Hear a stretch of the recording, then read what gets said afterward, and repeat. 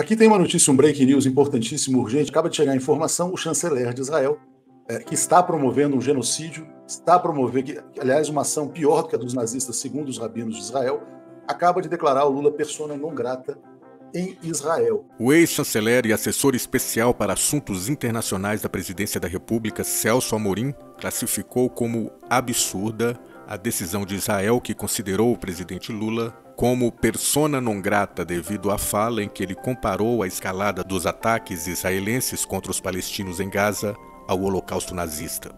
Eu fico imaginando qual é o tamanho da consciência política dessa gente e qual é o tamanho do coração solidário dessa gente, que não está vendo que na faixa de Gaza não está acontecendo uma guerra, mas um genocídio, de que não é uma guerra entre soldados e soldados, é uma guerra entre um exército altamente preparado e mulheres e crianças.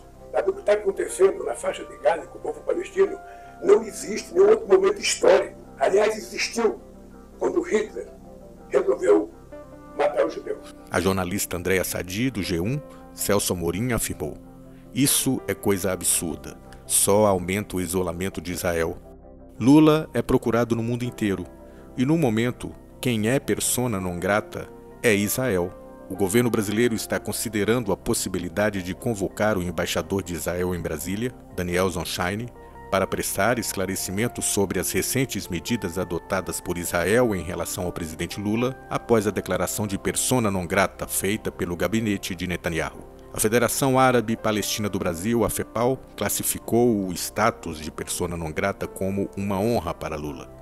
O ministro de Relações Exteriores de Israel afirmou que Lula é persona non grata na ocupação colonial que se autodenomina país. Uma honraria para a biografia de Lula. Inadmissível e patética a cena tentando constranger o embaixador brasileiro publicamente. Romper laços, já, afirmou a entidade em sua conta no X, o antigo Twitter. Eu sei que é inaceitável uma medida política dessa natureza de declarar o Lula persona non grata.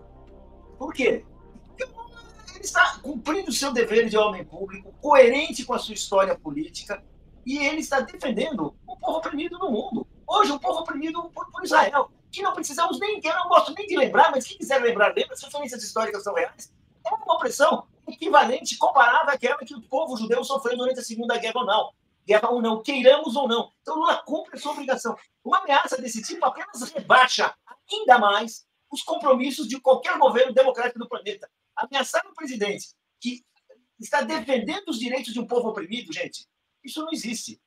O Lula cumpre a sua obrigação e é coerente com a sua história e com a história dos melhores estadistas do planeta. São aqueles que ousam defender os mais fracos, ousam defender os oprimidos. E hoje, gente, se alguém quiser assim, negar essa condição ao povo palestino, se alguém quiser esconder, olha, não tem solução, viu? Não tem solução mesmo. Não sei nem o que fazer com essa pessoa, ou com esse grupo, porque é um grupo assim, realmente condenado pela história, que optou pela mentira, que optou pela falta de qualquer compromisso com a dignidade humana, ou de algum interesse próprio que não quer confessar. Não é uma relação surpreendente a partir de Netanyahu, ele é um crápula.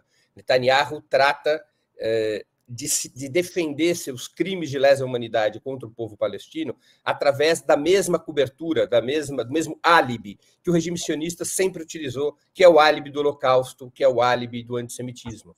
É uma operação diversionista por parte de Netanyahu. Netanyahu quer manter o massacre contra o povo palestino. Netanyahu deseja que o regime sionista ocupe toda a Palestina. Netanyahu não aceita a criação do Estado palestino e, evidentemente, Netanyahu tenta desviar as atenções sobre as práticas genocidárias na faixa de Gaza. E ele, ao invés de responder às denúncias concretas do presidente Lula, que também são as denúncias da África do Sul e da Corte Internacional de Justiça, ele tenta colocar a discussão a respeito do Holocausto, como se o presidente Lula tivesse, de alguma maneira, ofendido a memória judaica sobre o Holocausto, quando o que o presidente Lula fez foi exatamente o oposto.